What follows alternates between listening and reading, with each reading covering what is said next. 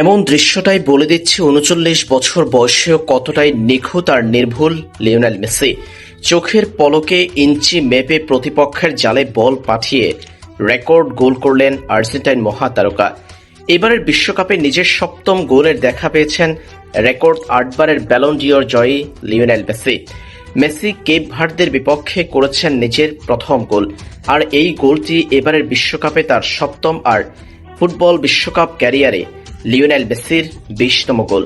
Cape ভার্দের বিপক্ষে ম্যাচের ২৯তম মিনিটে লিসান্ড্রো মার্টিনেজের কাছ থেকে পাওয়া বলটি দারুণভাবে নিয়ন্ত্রণে নিয়ে প্রতিপক্ষ গোলরক্ষক বোজিনহার গায়ের উপর দিয়ে জালে পাঠিয়েছেন লিও।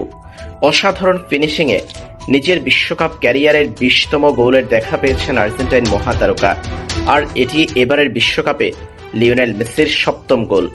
গ্রুপ পর্বে ৩ ম্যাচে লিও করেছিলেন ৬ গোল, আর নকআউটে এবার করলেন ১ গোল।